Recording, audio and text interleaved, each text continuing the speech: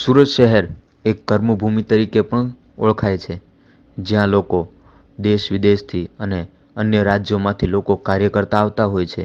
ત્યારે સુરત શહેરના કાઠિયાવાડ વિસ્તારમાંથી આવેલા એવા મોટી મૂળપરીના દિનેશભાઈ ડોંગા કે જેઓ માત્ર 7 થી 8 વર્ષ પહેલાં સુરતમાં આવ્યા હતા અને તેમણે એક નાનો એવો વ્યવસાય ચાલુ કર્યો હતો ચાનો, કે જેમના દ્વારા આજે તેમને ખૂબ જ સારી એવી મહેનત બાદ તેમને ખૂબ જ સારું એવું ફળ મળી રહ્યું છે.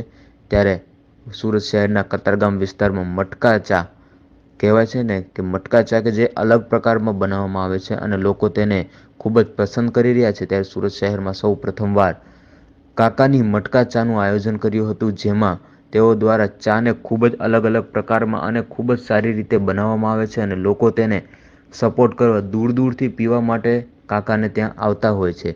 અને ત્યારે જ્યારે વાત કરીએ કે તેમના દ્વારા જ્યારે સ્ટાર્ટ કરવામાં આવ્યું હતું, ત્યારે તેમની પાસે કંઈ પણ જાતની એવી વ્યવસ્થા ન હતી કે તે એક સારી એવી દુકાન કરી શકે કે એમના ઘરનું ભરણ પોષણ કરી શકે. પણ આજે માત્ર ચાના એવા વ્યવસાયમાં એમણે વ્યવસ્થિત ધ્યાન આપ્યું અને ખૂબ જ આગળ વધ્યા.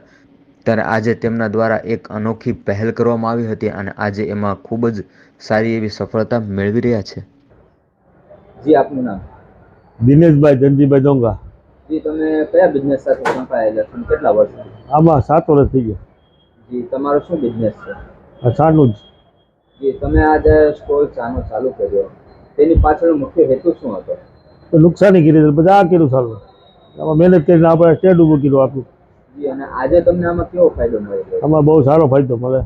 મારું નામ પ્રશાંત દિનેશભાઈ ડોંગા છે. હું અહીંયા આપણે કાકાની મટકા ચા છે એમના ઓનર દિનેશભાઈ ધનજીભાઈ ડોંગાનો છોકરો છું. અમે આ બિઝનેસ છેલ્લા 7 વર્ષથી ચલાવીએ છીએ. કાકાની મટકા ચા નામ તરીકે કતાર ગામમાં સિલ્વરસ્ટોન આર્કેડમાં અમારો બિઝનેસ છે, સિંગણપર કોઝવે રોડ ઉપર. અમે જ્યારે સ્ટાર્ટિંગમાં સુરતમાં આવ્યા હતા, અમે મોટી મોણપરી વતની છીએ, આમ જુનાગઢ જિલ્લામાં. અમે સ્ટાર્ટિંગમાં જ્યારે સુરતમાં આવ્યા ત્યારે અમારે ઘણી બધી ફાઇનાન્શિયલી તકલીફો હતી.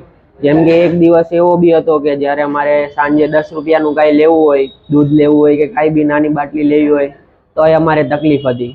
એ બી અમે રોજિંદુ જીવન પણ નહોતું ચલાવી શકતા. એના લીધેથી પછી અમને એક દિવસ એવો આઈડિયા આવ્યો કે આપણે આ હૈદરાબાદ સાઈડ જઈએ. આપણે સુરતમાં બધા અહીંયા પેપર કપને એવું જ યુઝ કરે છે જનરલી બધા મોટા ભાગના, કે અથવા તો કાચના કપમાં જે રીયુઝ કરે એ લોકો વોશ કરીને કરે ન કરે બધું બરાબર.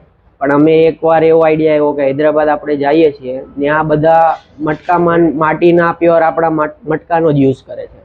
એ ઉપરથી અમે આ નવો કન્સેપ્ટ લાવ્યા, જે સુરતમાં અમે ફર્સ્ટ ટાઈમ લાવ્યા હતા આ કાકાની મટકા ચા તરીકે. પછી અમે બિઝનેસ ચાલુ કર્યો અને અત્યારે અમે છેલ્લા 7 વર્ષથી ચલાવીએ છીએ. સુરતમાં ફર્સ્ટ ટાઈમ લાવ્યા હતા, એ પછી ઘણા બધાએ પણ ચાલુ કર્યો મને જોઈને, અને આજે અમારે સારામાં સારી ઇન્કમ પણ થઈ રહી છે. અને આખા કતારગામમાં સુરતમાં બધે પ્રખ્યાત છે. લોકો કામરેજથી કે ઘણી બધા અડાજણથી દૂર દૂરથી લોકો ચા પીવા પણ આવે છે. અને અત્યારે અમારું ટ્રેડમાર્ક રજિસ્ટર્ડ નામ પણ થઈ ગયું છે. આ રીતે અમે ખૂબ પ્રગતિ કરી છે આ બિઝનેસમાં. કાકા દ્વારા જે મહેનત કરવામાં આવી છે, તો તમને કેવું લાગે કે બીજા લોકોને એમને કેવી પ્રેરણા મળી છે? ઓકે, કાકા એમાં મહેનતમાં જ્યારથી અમે 7 વર્ષથી બિઝનેસ ચાલુ કર્યો હતો, સવારે 7:30 વાગ્યાથી રાતના 11:30, પોણા 12 કે 11 વાગ્યા સુધી અમે રોજનો ડેઈલી ચાલુ જ હોય. કોઈ દિવસ વર્ષમાં એક પણ રજા ન હોય, સિવાય કે રક્ષાબંધનની બપોર સુધી કમ્પલસરી આપણે જવું પડે એટલા માટે. તેથી 365 દિવસ એમનું બિઝનેસ ચાલુ જ હોય, ક્યારે રજા ન હોય અમારા બિઝનેસમાં. બીજા લોકોને શું કહેવા માંગો છો? અમે એવો સંદેશો આપવા માંગીએ છીએ કે જે આપણે ધાર્યું હોય, જે ધારી એ કરી શકીએ. એવું કાંઈ નથી હોતું કે મારામાં આવડત નથી કે છે કે નથી, એવું કાંઈ. તમે જે ધારો એ કરી શકો. તમારા વિચાર ઉપર બધું ડિપેન્ડ કરે. એવું ન હોય કે મારામાં પહેલાથી કાંઈ શું કહેવાય આવડત નથી, હું કાંઈ ન કરી શકું, એવું કાંઈ હોતું જ નથી. ખરેખર આઈડિયા આવ્યો કે આપણે સુરત શહેરમાં ઘણા બધા બિઝનેસો ચાલુ છે, પણ એમને ચાનું જે ઓપ્શન સિલેક્ટ કર્યો છે એની પાછળ શું હતી આખી? એની પાછળ અમે પહેલાથી, મારા પપ્પા મુંબઈ હતા જ્યારથી એણે સ્ટાર્ટ કર્યું. પહેલા એ ડાયમંડના બિઝનેસમાં હતા. પછી ત્યાં પણ એમને એવું જોયું હતું કે જનરલી ત્યાં બધા આપણા જે સૌરાષ્ટ્રવાસી બધા જાય છે તો જમવાનું ત્યાં ને બધાને બહુ તકલીફ હોય. તો ત્યાં પણ અમારી હોટલ જ હતી, પણ એમાં પાર્ટનરના લીધે અમારે બહુ મોટો ફાઇનાન્શિયલ લોસ થઈ ગયો હતો એ સમયમાં, 10 વર્ષ પહેલાં. તો એના લીધેથી અમારે શિફ્ટ થવું પડ્યું હતું. અને ત્યારથી અમે પછી એટલે એના લીધેથી આમાં અમે પહેલાંથી જ મારા પપ્પાને એટલે ઇન્ટરેસ્ટ હતો.